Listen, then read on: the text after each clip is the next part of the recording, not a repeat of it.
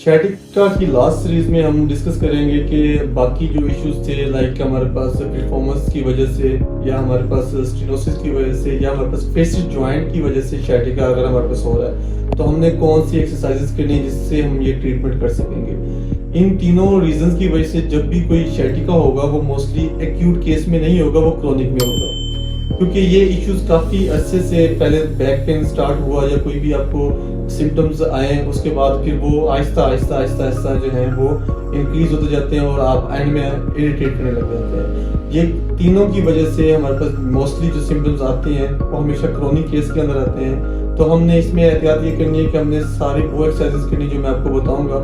जो मेरी last series जिसने नहीं देखी वो आज जाके देख सकते हैं कि हमारे पास एक्यूट केस के अंदर हमने उसको कैसे ट्रीट किया है, तो उसको हमने फॉलो नहीं करना, हमने ये जो मैं आपको बताने लगा हूँ इन एक्सरसाइजेस को हमने देखना है। अब मैं इसमें सब वो एक्सरसाइजेस बताऊंगा जिसके अंदर हमारे पास जो स्पेस होगी वो बढ़ेगी, ताकि कोई भी डिस्क के नज़दीक होने की वजह से, डिस्क की डिहाइड्रेशन की वजह से स्पेस कम हो जाती है या किसी और रीज़न की वजह से स्पेस कम हुई है, जो नर्व को पिंच कर लिए तो वो ख़त्म और स्पेस इंक्रीज होने की वजह से नर्व का रास्ता ईजी हो। ठीक है, तो हम ये स्ट्रेच जो हैं बड़े वो हम आज देखेंगे। सबसे बेस्ट जो हम शैटिका को कंप्लीट स्ट्रेच देते हैं उसमें पोजीशन जो होती है वो यही जो है ना स्पाइन पोजीशन, मतलब सीट लेटे हुए हो।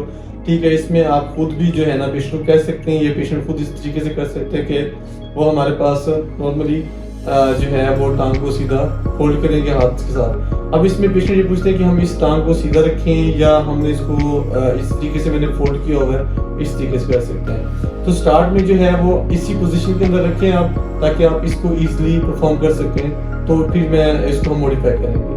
अब इसमें क्या है कि सबसे पहले आप जो अफेक्टेड लिम्ब जो भी मेरी है इस पूरी सीरीज मतलब वीडियो के अंदर अफेक्टेड लिम्ब मेरी ये है। ठीक है, तो हम आपने इसको फॉलो करना है कि यही अगर शैटिका क्योंकि दो साइड पे है, एक लेफ्ट पे भी है राइट पे भी है, तो जिस साइड की शैटिक नर्व जो है वो इन्वॉल्व है तो हमने उसको ट्रीट करना है। तो हम इस टांग जो है ये मेरी टांग इन्वॉल्व है तो हम इस पे एक्सरसाइज करते हैं। ठीक है, सबसे पहले आपने इसको होल्ड करना है जस्ट लाइक दिस। ठीक है, आपने होल्ड किया और फिर आहिस्ता आहिस्ता आहिस्ता टांग को सीधा करना। ठीक है, टांग को सीधा करने के बाद आपने अपने पाँव को नीचे की तरफ ये मूव करना है। ठीक है, इस तरीके से आपकी पूरी शैटिक नर्व के ऊपर जो है वो स्ट्रेच आएगा। इस स्ट्रेच को बढ़ाने के लिए आप जो साइड बाय दूसरी टांग है अपनी आप उसको आहिस्ता आहिस्ता सीधा कर सकते हैं। इस तरीके से आपका स्ट्रेच जो है वो इंक्रीज हो जाएगा। ठीक है, अगर आपके अफेक्टेड लिम्ब और है, अफेक्टेड लेग और है, तो आप यही एक्सरसाइज उस पर भी कर सकते हैं। सेकंड हम क्या करते हैं कि नॉर्मली लाइक मेरी ये वाली लिम्ब जो है वो इन्वॉल्व है, तो मैं इसको यहाँ से होल्ड करूंगा और अपनी तरफ ये खींचूंगा। ठीक है, ये आप 5 to 10 सेकंड के लिए होल्ड करेंगे। ये सब जो है ये इस एक्सरसाइज का कितने टाइम के लिए होल्ड करना है आप डिस्क्रिप्शन में भी देख सकते हैं। और एग्जैक्टली हम सेम दूसरी टांग को भी इस तरीके से ये कर सकते हैं। ठीक है, अब ये है कि कुछ ऐसा होता है कि थेरेपिस्ट ये गलती मतलब कुछ एक्सरसाइज हम करवा देते हैं ऐसी कि जिसमें अगर एक्यूट केस की प्रोलैप्स भी हुआ हो तो दोनों नीज को हम एक साथ जो है वो अपनी नी टू चेस्ट एक्सरसाइज करते हैं। तो इसमें चांसेस ये हो सकते हैं कि डिस्क जो प्रोलैप्स है वो बढ़ सकता है। तो कोशिश करें कि आप उससे बचें, अगर हो भी सकता है और नहीं भी हो सकता तो सेफली तो यही है कि आप वन लेग के साथ अपनी चेस्ट करें, तो वो ज़्यादा हमारे पास सेफ वे होता है।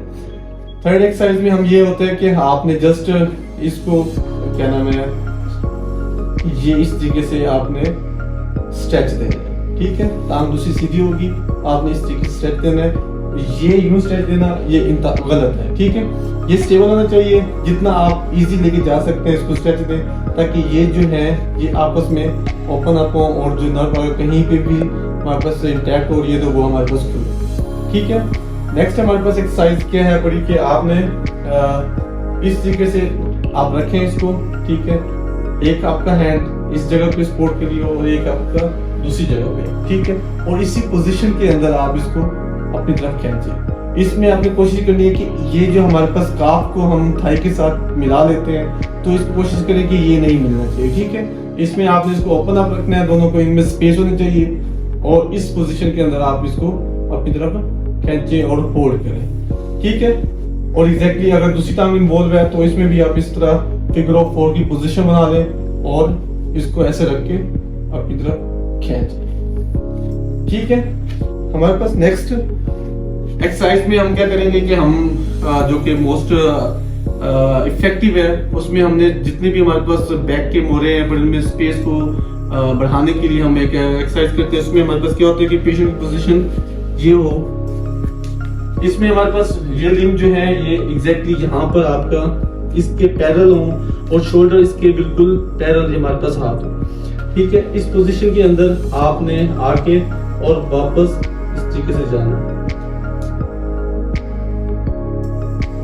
इस पोजीशन के अंदर जितने भी मोहरे हैं, ठीक है, उनमें स्पेस जो है बड़ी वो इंक्रीज हो जाती है। और अगर हमारे पास कोई भी स्टेनोसिस है या कोई भी जो है वो फेसिस जॉइंट की वजह से स्पेस जो है बड़ी कम हुई है, ऑस्टियोफाइट्स की वजह से स्पेस कम हुई है, तो वो ये काफी ज्यादा इफेक्टिव होगा और पेशेंट को काफी ज्यादा रिलीफ मिलेगा। इस तरीके से आप इसको होल्ड करें। ठीक है,